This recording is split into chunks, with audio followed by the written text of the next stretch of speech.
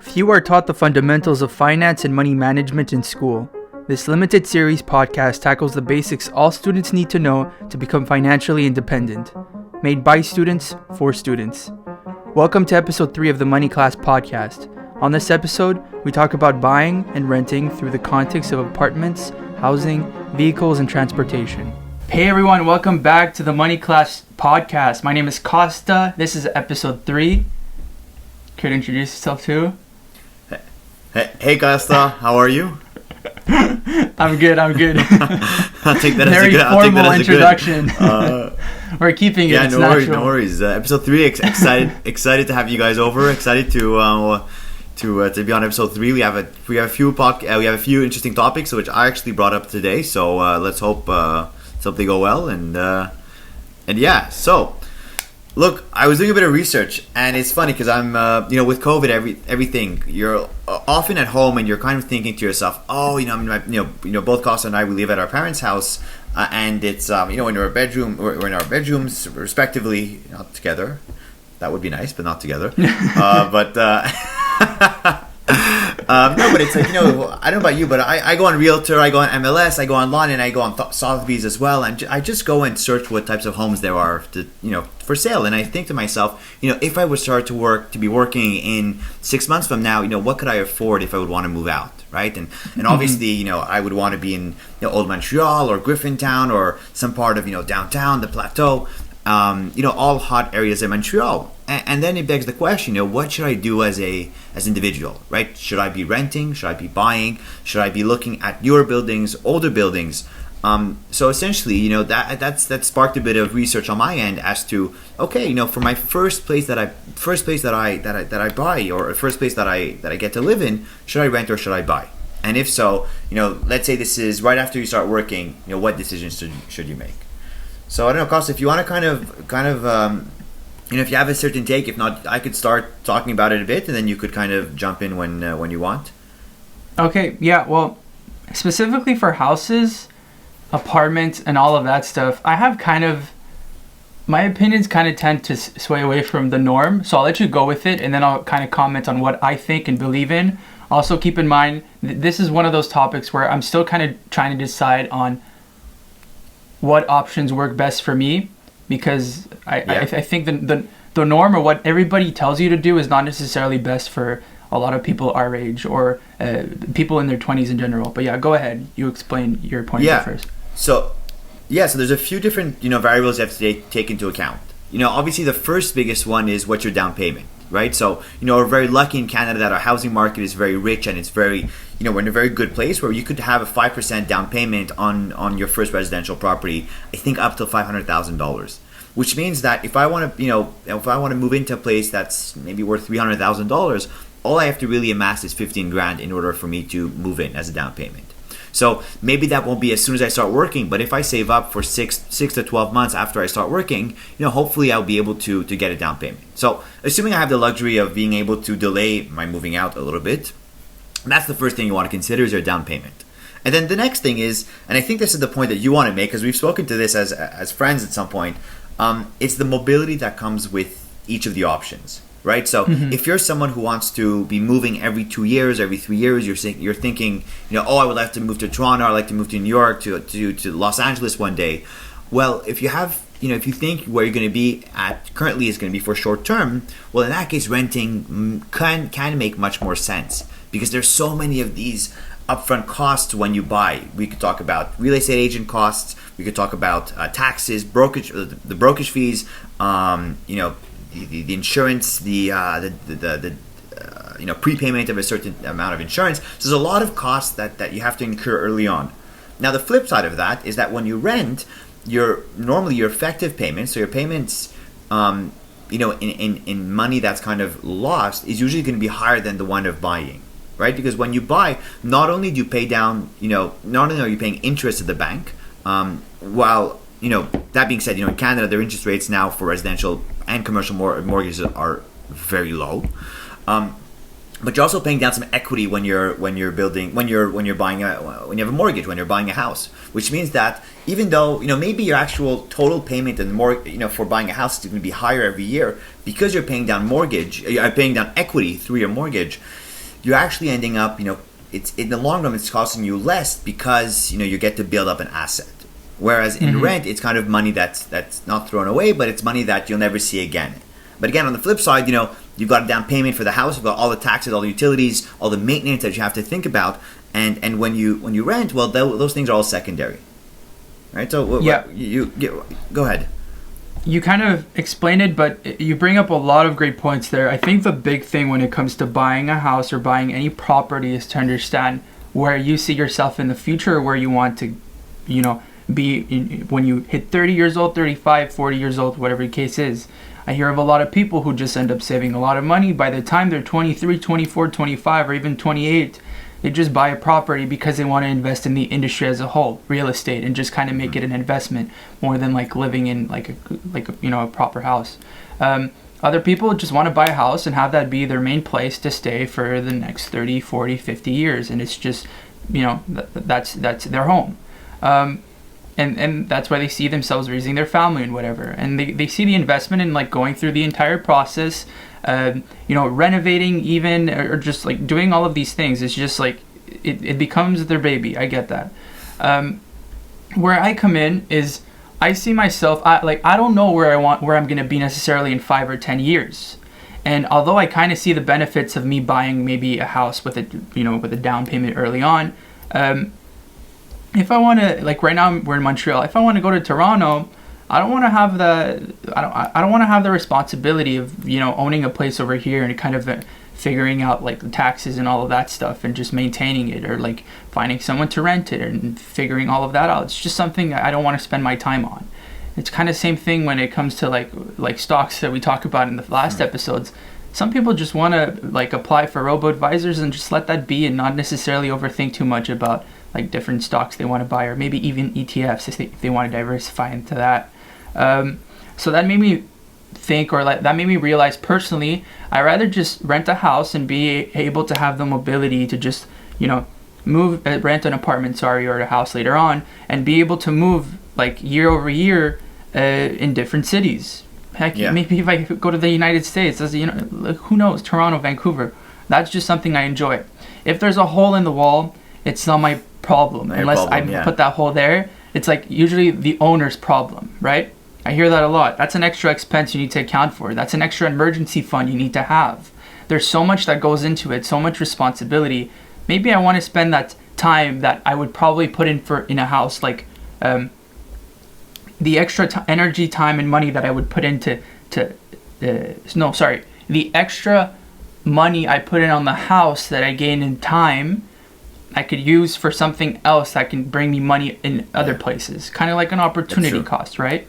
Well, that's their down payment, right? When you put 15 grand, let's say, on a house, that 15 grand is never going to be growing, right? So it's going to be growing, of course, with the equity of the house, but it won't be growing as fast, let's say, as if it were in other assets or other investments, right? So, and while you amass this 15,000, it's not really doing much. So that's kind of the other side of the story, is that you've got a big opportunity cost in money tied up inside a certain asset. Exactly, the mobility of your money. You can't withdraw it as easily as you'd want it to be. But that's something that I personally really enjoy, especially at an early age, where like if I'm renting a place and something happens, maybe another coronavirus hits for all we know, and I just want to move out of the city, I could do that in a heartbeat, right?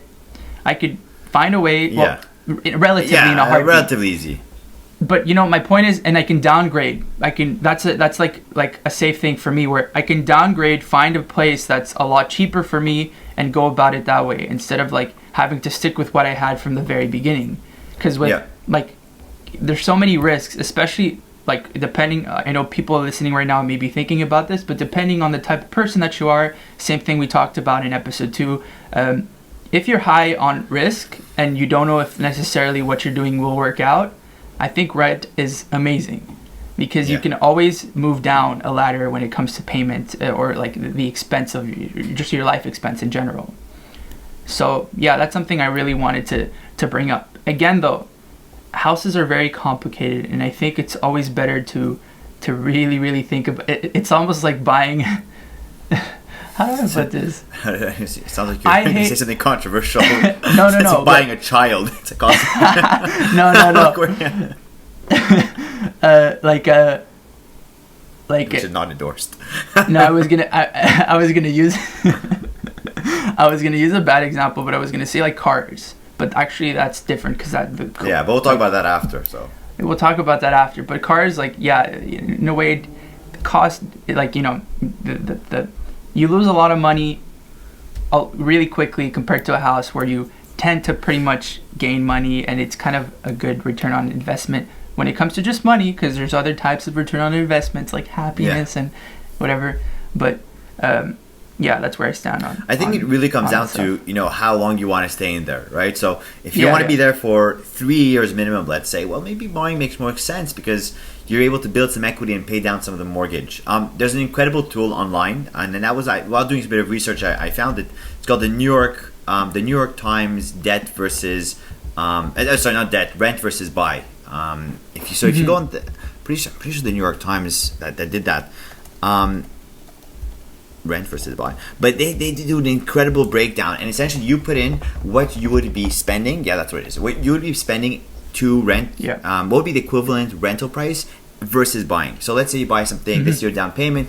This is, you know, how much houses are going to appreciate over time, and you could find those information just by googling it in your local cities or local provinces. But essentially, you know, you put in all these variables, and then it says, okay, so, you know, net.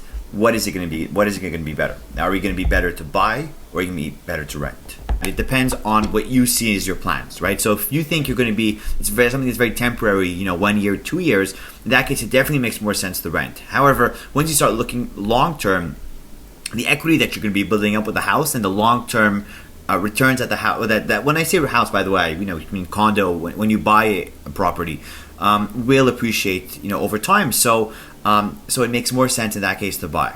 But again, there's an incredible online calculator called the New York Times rent versus buy, and really by putting in all the variables, it'll give you what the equivalent mortgage payments or essentially what the equivalent rent price you should be seeking for something that's equivalent in buying, depending on the longevity of how, you know, how long you want to stay. That's, I think. Yeah, go ahead. No, go finish. I was done. In general, from what I see, and like I've gone through the calculators myself, you tend to spend a little bit more when you buy a house up front. Yeah. I find, compared to renting, but the return is on the investment because that money is made in the future. A big thing again is that mobility of money I wanted to emphasize when it comes to just buying places versus renting. As much as you can check and nitpick on maybe the money you save monthly, mobility is something, especially young people, like we switch jobs. If you see the statistics, it's something like every 2 years. Yeah. Or like that's our generation is going to be switching jobs so frequently, you don't know where you're going to be with your money. So that's something you really need to consider, and that's something I always. I'd rather be safe than sorry. Yeah, that's personally how I see it. Speaking of mobility, I think that's a great segue into our next subject, which is, you know, do you buy a car, do you release a car, or so what do you do? Do you buy the car new, do you buy it used, or do you lease a car? And I have a very strong opinion. That's a smooth transition. Yeah, it was perfect. But I know you have a very strong opinion about this, and it's something I think that I'll be able to complement. So how about you go first? You let people know what you think, and I'm gonna kind of bring in a bit of personal experience and some experience that that I know about to drive home the points that I want to make. Cars is so complicated because I see where people come from different perspectives. Again, like I personally don't care that much about cars. I'm the type of person where if I had $1 billion, I'd probably buy one cool car and kind of use it as a toy and be driving like a Prius everywhere I go, because I think that's so much cooler than having a Lambo or a Ferrari, you know? But for people who enjoy cars, you need to understand where you are in life when it comes to your money and like just what you're doing with your investments and everything going on. Because the very big thing, and everybody tells you this, when you buy a new car, when you drive it off the lawn, it loses a shit. Oh, I don't want to say any bad words. It loses a lot of its 30%. 30%. One third.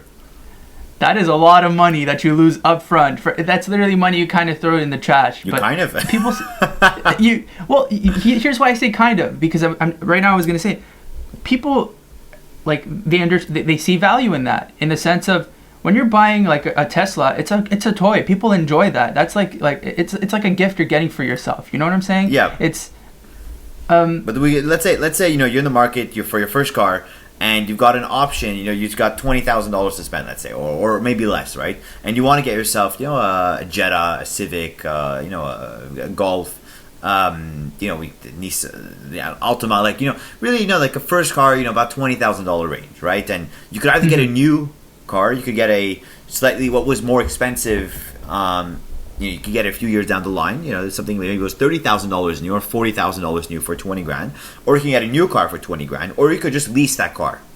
So you've got three options, and presented with that opportunity, what would you do, Kosta? You would say neither. Honestly, I would never buy a new car right off the bat unless I really, really see like something I really like about the car. But just to finish off on my point, because I want to answer that, but I just want to say, like, if I see a car that is brand new and I know it's going to lose a third of its value when I drive it off, but I will enjoy it. It will give me like happiness for some reason. I could see the value in that, like losing 1/3 of its value like right off the bat. But I'm more of the type where I'd rather lease or buy it used, because I retain a lot of the money right off the bat, and that's important. Yeah. Why? Well, how about you? I want to see what you have to say. Well, I would never buy a new car. And I have great examples to kind of drive that home. First of all, I would definitely rule out leasing as an option, because when you lease a car, all you really do is you pay for the depreciation that the dealer is incurring. So let's say it's a 3-year lease, right? So let's give a quick example. We've got a you want to get yourself a Jetta. It's $20,000, right? You're gonna lease it for 3 years. After 3 years, the value of the car is $12,000, let's say, or $10,000. We'll say $10,000. So pretty much over the course of 3 years, you're going to be spending that depreciation, that $10,000. Those are your payments. So at the end of the 3 years, you own nothing. All you've done is essentially rent a car. So like we talked about the mobility, and that's the big pro about leasing is the mobility.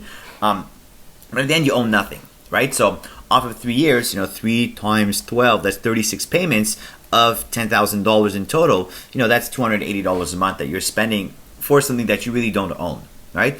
The peace of mind is that if anything breaks down, it's a brand new car, so you've got the latest technology, you've got the we could assume that it's the safest, the safest there is, and also if anything happens, you bring it to the dealer, you say it's not my problem, right? It's kind of like renting a house. Exactly, kind of like renting, right? Yeah. But the problem is, and this is where I see the big problem, is that the cost of buying a used car is not as much as the actual, as buying a new house, or buying a house for instance. Let me give an example.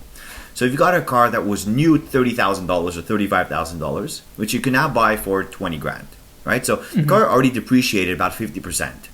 Over the course of the same 3-year period as your lease, that car is going to depreciate from $20,000 to maybe $15,000. So you only take a $5,000 hit versus the $10,000 in a lease, right? And you're also in a better car. Let's just start with that. And at the end, you could sell it, by yourself. Or you could trade it in, and pretty much you're never going to lose as much as you did than if you bought the car new or you leased it. But here's the caveat, right? There's an uncertainty that comes with it. You buy a used car and something breaks. You're kind of responsible for it, right? You can't bring it to the dealer and say, fix it up, or it's not your problem, because at the end of the day, it's on your shoulders. And that's kind of the big dilemma that's faced. Do I buy a used car and take the risk, or do I just lease a new car or buy a new car?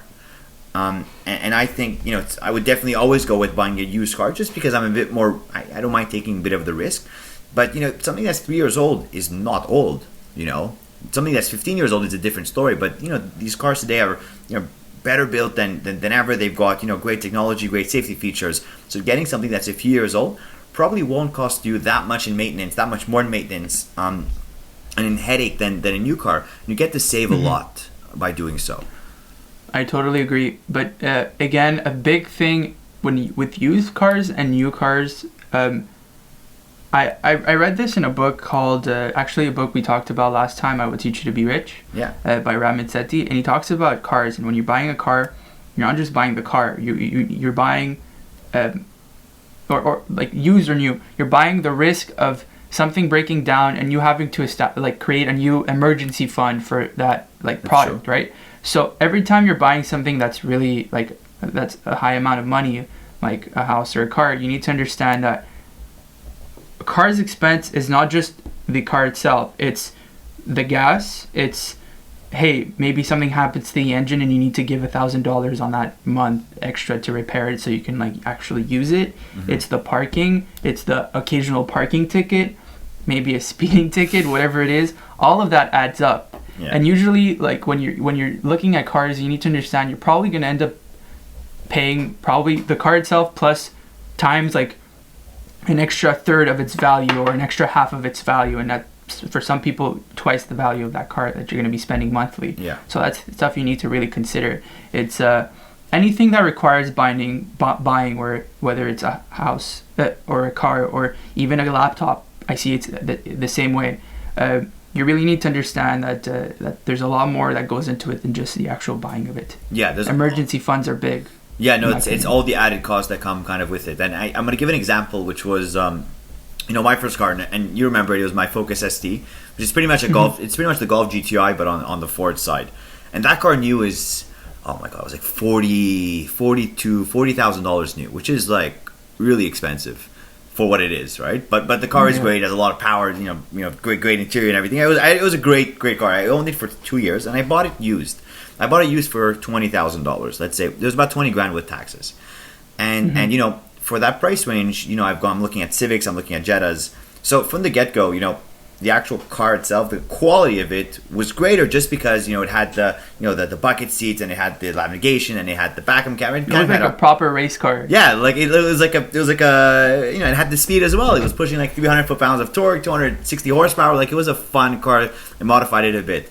But I bought it for 20 and I sold it for $13,000 in the span of 2 years. So off of 2 years, I lost $7,000. It's $3,500 a year, and that's about $300 a month, right? That same car as a lease is about $600 a month.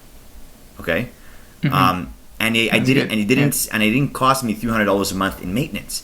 It cost me a few times $1,000, which was which hurt when it happens. But I say, okay, in the long term, it's going to be fine, right? I think. At some point, I needed to change the brakes all around. That was about $1,000, and at some point, there was something else that broke, and I had to spend another $1,000 there. But net, it ended up costing me about less than leasing a new car that was $20,000, but I was driving around in a $40,000 car for 2 years, right? But I did take the risk at that point that I'm taking a risk that something may break, and I may have to be able to have an emergency fund to fix something if that occurs, and that's completely fair. That's a great point that you have to make. That you have to be ready to to disperse a bit of money at any time. But at the end of the day, the utility. If in economics we speak about utilities, right? The utility factor that someone has, and my overall utility happiness of having that car was much greater than if it was a $20,000 car, or just because or a new $20,000 car, just because the car itself was a better product, right? So. So that's kind of how the experience that I had and the experience I'm now repeating with my current car, because it just makes most sense in my opinion to get something that I like at the price that makes sense in your situation. With all of this being said, because you love cars and you know cars, you know what to pick, you understand it really well. Someone like me who doesn't understand cars as much, doesn't care about cars as much, I'm perfectly capable to be happy with a $3,000 Honda Civic that gets me from point A to point B, no issues, it does its job, right? Yeah.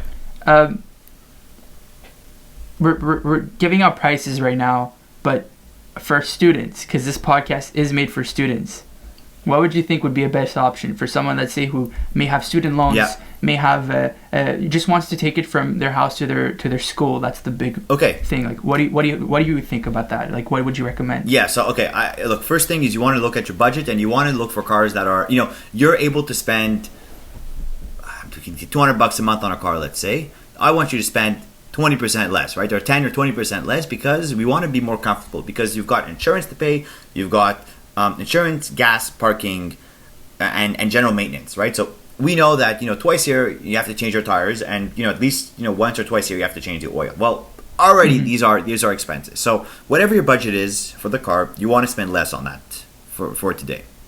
And then you want to say, okay, would I, am I be able to get a small auto loan? Right, and something, or maybe like a student line of credit, or something that, as opposed to spending, if you want to buy something from the get-go, am I able to use leverage in order for it to spread out those payments? And that could create a lot of advantages where you don't have to, shell out $5,000 right now. You could have that spaced off over 2 years. And if you got a small interest rate, 2, 3, 4%, then that makes, that could make sense, because that money could be growing in your robo-advising, or in an ETF, 8%, 12% growth. At the end of the day, it makes more sense. It's going to come out ahead. But let's be pragmatic here, because I'm giving a lot of ideas and nothing is concrete. For a student, if you have, you worked a few summers and you saved up, get something, for $3,000, for $4,000, something that's used. A Honda Civic is a great example, but it's also a great car. Like, it's, the Toyota Corolla, the Camry, the Civic, the Accord, these are all cars that were made in the hundreds of thousands and the millions of examples. So as a result, the parts are everywhere. They're very cheap to repair, and they're relatively reliable. So, yeah, you may want to get yourself, maybe for 10 grand, you could get a 4-year-old Honda Civic, or you could get a 8-year-old BMW. But the 8-year-old BMW, when it breaks down, that brake job's going to cost you 2 grand. Versus, or maybe, $1,500. Whereas when your Civic breaks down, the same brake job is going to cost you for, $500, $600. So there's a few things to put in, but I would always say, if you could, whatever you can, live below your means, because lifestyle inflation is something that, we're all kind of subject to. And, I just got a, I just got a paycheck, whatever, I'm working. Okay, I want to go buy something new, right? I think it's important to stay humble. Let me just clarify that right there. Lifestyle inflation. Yeah. That's essentially, when you're making $50,000, you're living a lifestyle of someone who spends, let's say, $50,000 or like around that range. Making $100,000, same thing happens. You're spending around $100,000. What ends up happening altogether is that you tend to always stay around point. You never come ahead. You're always You're always at zero. And you can never bring down your lifestyle. That's the thing. You can always bring it up, but bringing it down is not easy. If you've been if you've always been eating out at the best restaurants, and all of a sudden you're like, crap, I have a budget when I go out, like, oh my god, then you're not gonna like it. You're gonna dread it. Exactly. It's about that. You can technically say that someone making $50,000 spending $50,000 is the equivalent of someone making $10 million spending $10 million. You're both at zero at the end of the day. You're net zero. Lifestyle inflation.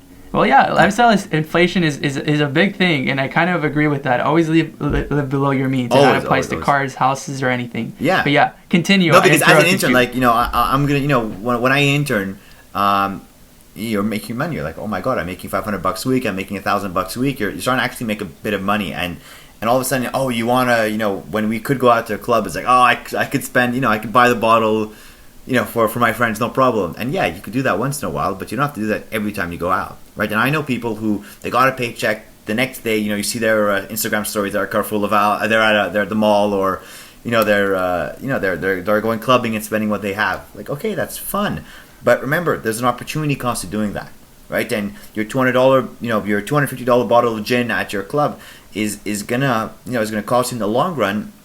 And says that could grow and that could be spent otherwise, right? So I always have to think to yourself, how necessary is this purchase? Now, I'm not saying, don't go out clubbing and don't go out, spending money. That's not what I'm saying. But I'm saying if you're making, $500 a week, don't spend $500 a week. Pay yourself first, put your money inside an investment account, and then spend, $300 a week. And that's still an incredible. That's still a good. That's a good amount of money. If you're not, that's still a good amount of money that you could go and have fun with. But that extra $200 after 50 weeks, let's say, that's 10 grand. Yeah, and especially for students, a lot of them who don't necessarily have the means to even consider buying a car, or even people who can buy like a $3,000 Honda Civic, maybe it makes more sense to get an Opus card. Yeah. Right? That works totally fine. Obviously, you don't have the same amount of freedom, but you're saving a lot of money in gas, maintenance, parking tickets, all insurance. Of that stuff. I feel like you got a lot of tickets. Yeah. You're like, yeah. I've gotten a lot of parking tickets. It scores me. It's problem. Whenever the few times I've gotten a parking ticket, I always take a picture. I'm like, okay, how can I contest it? It's like I look around for any sign. Well, no. In all seriousness, tamper the crime scene. What? There was no sign. No, but in all seriousness, it's like it's living below your means and understanding that you can maybe save up that money that from the buying power you have to maybe getting like a Honda Civic, and investing it and finding new ways to make that money work for you. Yeah. Same for houses. Maybe you can live with your parents 2 more years instead of renting out some place in downtown Montreal because it's next to the school. You might have to commute in the winters, and that sucks, but you are saving like a lot hundreds of dollars a month. Thousands. You're not going to spend it. $100 a month. You got a parking spot. Yeah. That's it. $250 a month downtown. You got a parking spot. You don't have a house. You have an apartment. Well, yeah. You see everything we're saying here. Like all of this stuff. It's like if you go all out, like super conservative with your money, living with your parents, just using an Opus card, you could save hundreds of dollars, if not thousands of dollars a month, right? Yeah. Or you can live a great life, have your like BMW that you bought used or new, whatever, however you want to spend your money. Rent a place in downtown Montreal because you have school. Your school is in downtown Montreal, and be left with zero. Yeah. Where do you want to be in 3 years? Do you want to delay gratification? Yeah. No, I think that's a really good point because when the first time we spoke, I think we briefly touched on the idea of time value of money, and that, or maybe I think we had spoken about that the first time, and it's pretty much saying your $1 today is pretty much worth more money tomorrow as it grows, right? And what do you prefer having? A little bit today or a lot tomorrow, or more, or a lot more in a few years from now? And that's a decision everyone has to make, and no one can tell you what to do, but we can always point you kind of in the right direction, and whether it be speaking with a financial advisor at a bank or a financial planner who's going to help you plan these things out, maybe they'll help you find the right budget for a car, and depending on your salary, you make an appointment with them, and they'll be more than happy to go about this and be pragmatic and actually crunch the numbers. And at the end of the day, they're a financial advisor is there to help you and to provide a service in the form of financial planning, in the form of financial advisory, and they're there for you. They'll help you with the numbers. They'll see what your income is, and where everything, where money comes in and money comes out, and through budgeting apps like TD My Spend or Kosta and I are both part of Penny Drops, and we give classes on budgeting, and we give so many different tips. So look out for that on your Facebook pages. But little plug, of course. But don't be scared to ask people around and seek with your peers and your parents and other people what they've done. Granted, your parents may have a different view, but that's kind of what you would want as well. Mm-hmm.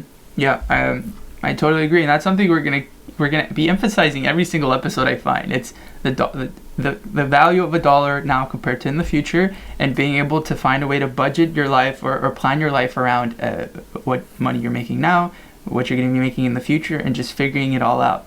At the end of the day, all of this information we're giving out to people is because we want them to understand what they're doing and understand that maybe if an option doesn't sound as smart, it might be smart for you. Yeah. Does that make sense? That makes sense. Yeah. At the end of the day, you can always also see the value in things that might not necessarily, like, this is kind of controversial, but if I think I spoke about this last time too, and it kind of deals with the car thing and the house thing.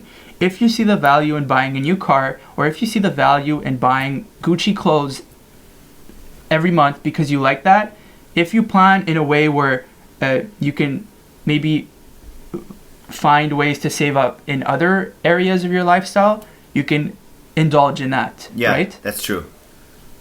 So I don't think it's necessarily a bad thing for people to, buy a new car if they see that much utility. Exactly. Or a new house. Like there's a lot of saving on time. Like so many things goes into it, right? So yeah, that's something I just really want to emphasize. It's if you like going out and clubbing every Saturday night, maybe not now, but in the future, like find ways to make that work for you. But you can't be indulging in every different aspect of your life. Yeah, because if you try to, one up everyone in every aspect, you're going to be the only person you're going to be. Everyone's going to be ending up one upping you, and you're going to be behind. Kevin O'Leary has a YouTube channel, and he spoke about this recently. And invest in assets that will grow, right? So, like a house, like buying property will grow as an asset, but there's also an opportunity cost, right? So, buying, he gave an example that his mother used to save up. She was she worked in a sweatshop, and she would. And she would save up 1 year to buy, she loved Chanel. And she would save up 1 year to buy one Chanel coat at the end of the year or one handbag from Chanel. And she had these pieces that were pieces of art. So, as opposed to, buying 10 different jackets throughout the year and 10 different pairs of shoes, she would buy one thing a year that she would indulge in, right? And when she ended up passing away, all of her friends and family came up to Kevin O'Leary and said, "I want your mom's jacket. I want your mom's shoes." And these products, what she had increased in value during her lifetime while she was using it. So whether it be in beautiful pieces of art, of clothing that could continue appreciating in value, or at least not go from $40 to zero. Something that always has a value. So whether it be, I like watches as well. I haven't started a collection yet, but that's kind of how I see it as well, right? Buy things that can appreciate in value, but you can also enjoy at the same time. And if that's, nice clothing for you, then for sure, and do so. But, make sure what you're getting is going to make you happy, and they have a day, and they can appreciate in value, have that possibility. I think that's a nice way of wrapping everything up. Yeah, before we wrap up, one last thing I want to bring up. Yeah. Utility, which we mentioned before, and it kind of goes into this. Economists, the one thing the economy or just businesses in general can't necessarily find a way to measure is things that don't necessarily revolve money, but kind of like bring you some sort of other benefit. Mm-hmm. Like playing video games. There's no real monetary benefit there, but at the end of the day, maybe you like winding down and you want to spend $500 on a new PlayStation and $80 a month on a new video game. The utility there is just the enjoyment and just like being able to, chill and enjoy playing it and winding down. Like that's something you need to also understand. It doesn't necessarily always have to bring you money. It can be something else. Just the enjoyment of a video game. That's not bringing you money. That's bringing you nothing. You're just chilling. But it's bringing you happiness. It's bringing you like a certain amount of joy that you wouldn't be able to get otherwise. Exactly. You cannot measure happiness with money necessarily all the time. So, yeah. That's definitely true. That's utility. That's one thing I wanted to bring up. Yeah. With that being said, you need to measure utiles, right? You're the major. Aren't you the one who minoring in economics or majoring in economics? Well, yeah, in economics, that's what we talk about utility a lot, and that goes back to the whole happiness thing. Some things utility cannot measure. Yeah, definitely. There are some things that utility cannot measure, but it tries to measure, and that's kind of the whole theory of that in economics. But yeah, it's a little more complex than that. But yeah. But I'm sure it kind of revolves around that there. Yeah. Exactly. Cool. With that being said, I think that's pretty much it. Do you have anything you would like to add? That's pretty much it. I don't want to be. I think we're approaching like 40 minutes for the episode. So we'll keep it concise. Well, we spoke about renting versus buying, and we spoke about buying a new car or a used car, and I think that was two great subjects we were able to dive into. And we'll take note of the ideas of lifestyle inflation and utilities, so that we could dive deep into that in other subjects as well. Exactly. That's a great way to wrap it up. So, with that being said, thank you for joining us on episode 3 of the Money Class Podcast. My name is Kosta. And I'm Marc. And we'll see you again on episode 4 next week. Thank you, everyone. Bye. Take care. This has been episode 3 of the Money Class podcast. If you liked the episode, make sure to subscribe and follow the podcast. We release a new episode every week. See you next week. Bye-bye.